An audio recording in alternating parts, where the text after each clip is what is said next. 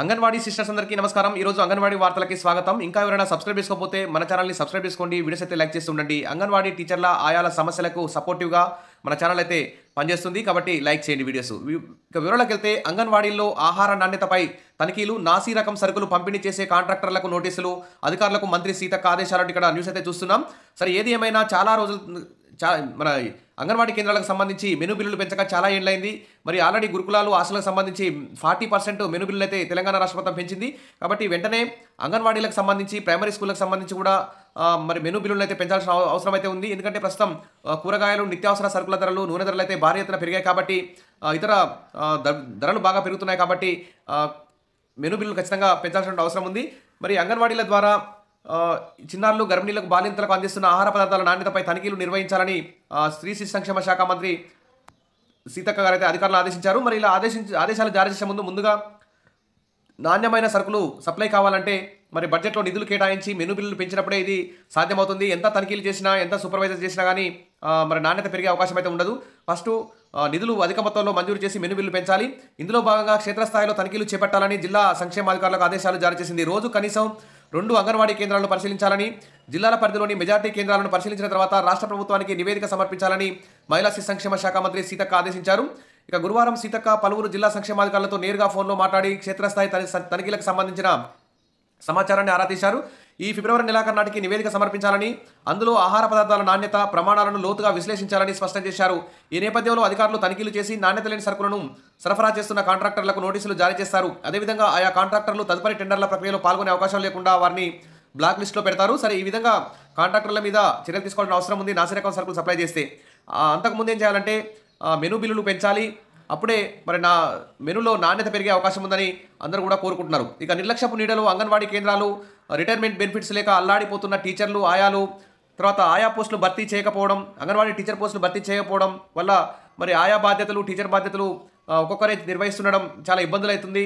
Incharge బాధ్యతలతో పనిభారం కూడా పెరుగుతుంది. ఇంకా ఇతర డిపార్ట్మెంట్ల డ్యూటీలు వేయడం వల్ల ఇంకా పనిభారం పెరుగుతుంది. ఈ విధంగా మరి పెండింగ్ బిల్లులు ఉండడం, వీటన్నిటి వల్ల నిర్లక్ష్యపు నీడలో అంగన్వాడీ కేంద్రాలంటూ ఇక్కడ న్యూస్ అయితే చూస్తున్నాం.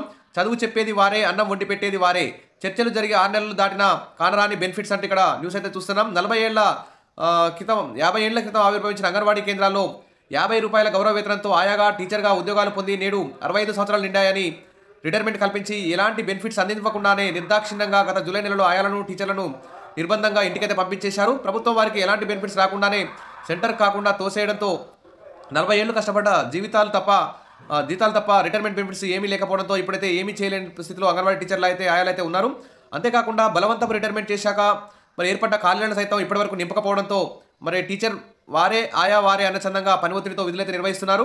ఇక అంగన్వాడీ టీచర్లు, ఆయాలు తీవ్ర పని ఒత్తిడికి లోనవుతున్నారు.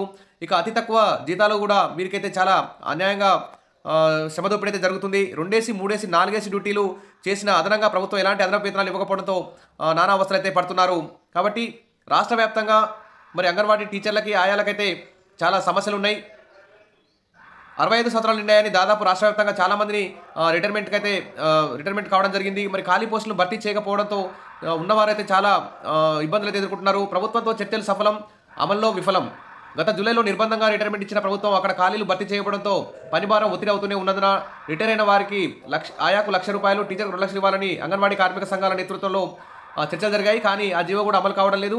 దాదాపు రాష్ట్ర వ్యాప్తంగా 10-12 వేల అంగన్వాడీ టీచర్, ఆయా పోస్టులు అయితే ఖాళీగా ఉన్నాయి.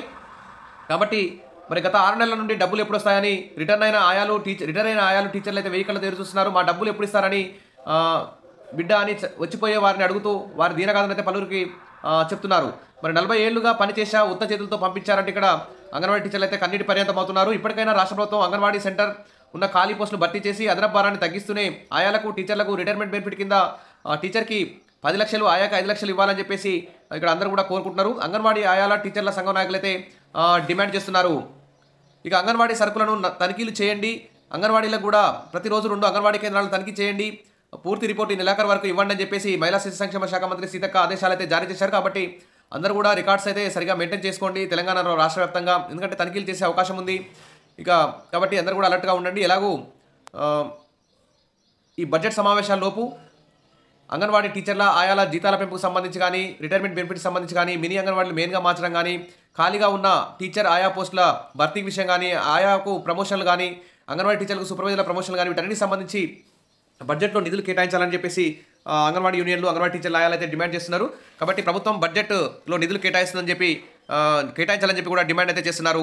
Wish all the best. మరిన్ని అప్డేట్స్ కోసం మన ఛానల్ని ఫాలో అవుతుండండి. వీడియోస్ అయితే లైక్ చేస్తుండండి. Thank you.